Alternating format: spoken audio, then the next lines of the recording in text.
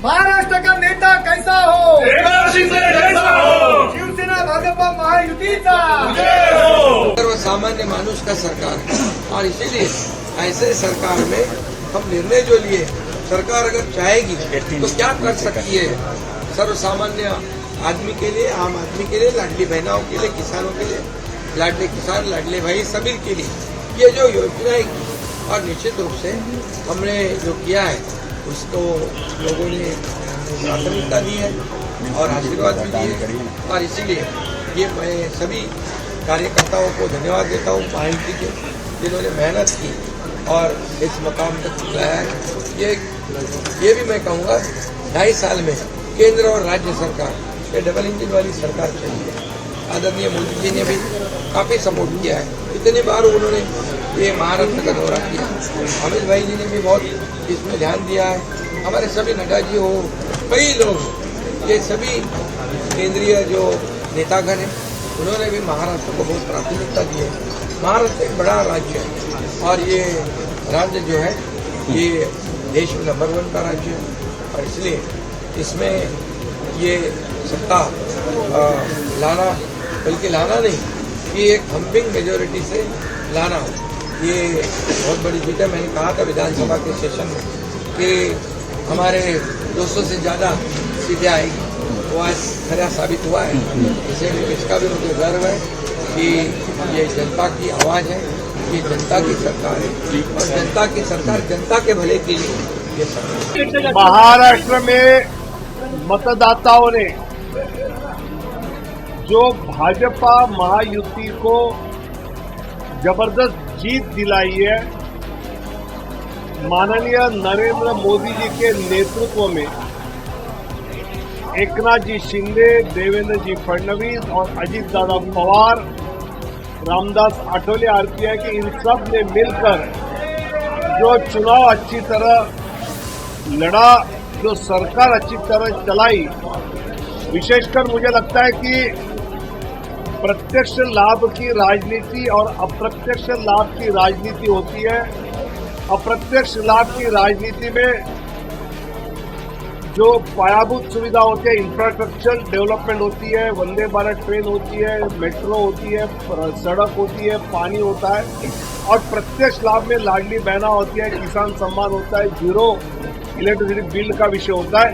इसका एक बहुत सुरेख मिलाप एकनाथ जी शिंदे, देवेंद्र जी और अजीत दादा ने किया और इसलिए जनता ने पूरा भरोसा रखा। साथ ही 2019 में माननीय शरद पवार साहब ने आदरणीय उद्धव जी को लेकर बीजेपी का अलायंस जो तोड़ा, वो माननीय बाला साहब ठाकरे जी के वोटर्स को पसंद नहीं आया और जब एकनाथ शिंदे बाला साहब जी का हिंदुत्व का धनुष्यबाण, हिंदुत्व का शिवसेना ये नाम भाजपा के साथ मेन स्ट्रीम में ले आए तो लोगों ने उनको भी बहुत अच्छी तरह से उसका स्वीकार किया।